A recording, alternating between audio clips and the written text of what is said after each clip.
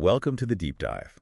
Today, we're getting into something really crucial for how we all navigate the world now, Yeah. how our brains actually process information. Right. And specifically, why we seem so, susceptible to falsehoods sometimes. Exactly. So our mission here is to explore the neurocognitive side of things, the brain stuff, Hmm.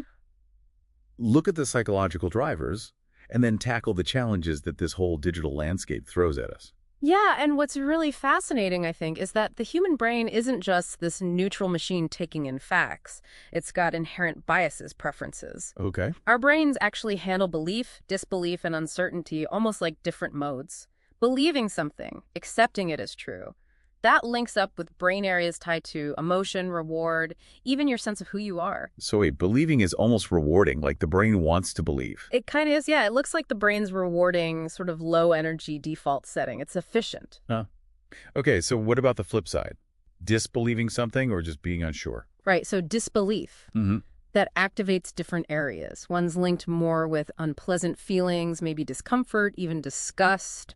It's draining, costly for the brain. So it feels worse to disbelieve. It seems that way. And uncertainty.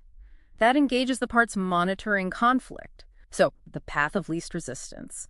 Often it's just to believe. Falsehoods can definitely exploit that fundamental preference. So our brains kind of prefer a smooth story, even if the truth is a bit bumpy. Yeah. How do we even check what's real then? Do we have internal checks and balances? We do sort of think of two systems.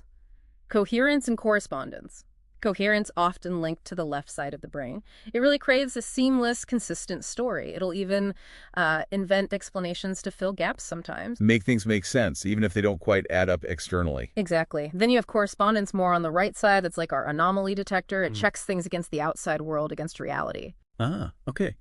But it sounds like that coherence drive, that need for a neat story, can sometimes, push aside the need for facts.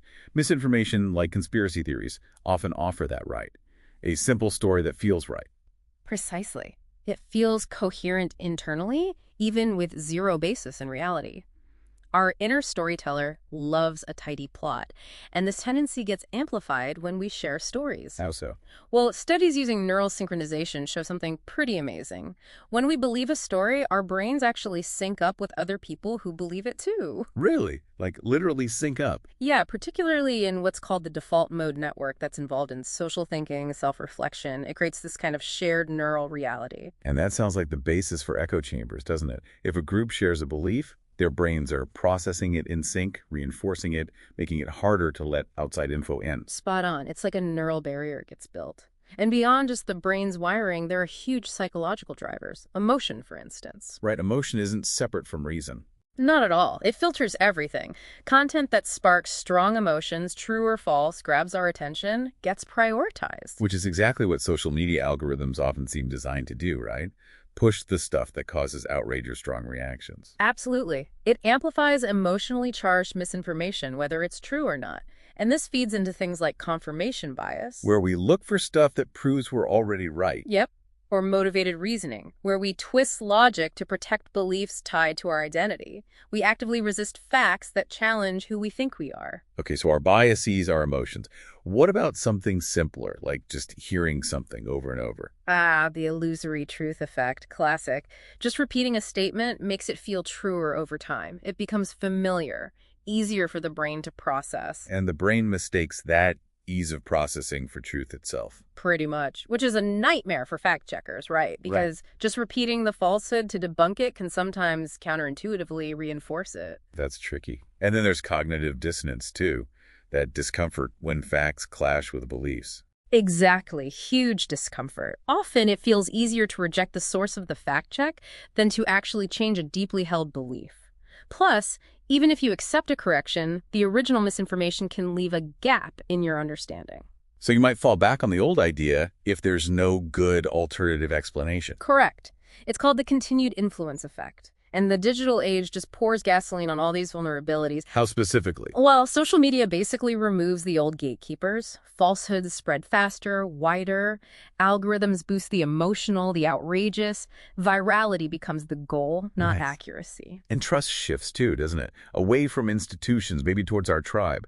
Sharing something might be less about truth and more about loyalty. That's a huge part of it. Sharing becomes a signal of belonging. And now we have generative AI. The game changer. A massive force multiplier. Oh. Suddenly creating high-quality fake text, images, deep fakes. It's cheap, it's easy, it's democratized. Which leads to that chilling idea. Yeah. The liar's dividend. Right.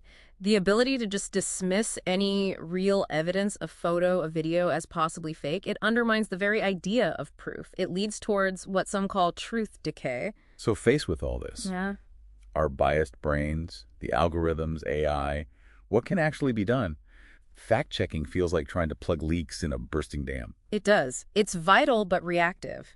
It struggles with motivated resistance, trust issues, just the sheer volume. It's often playing catch-up. Like whack-a-mole. Exactly. That's why proactive approaches like psychological inoculation or pre-bunking are really promising. Inoculation.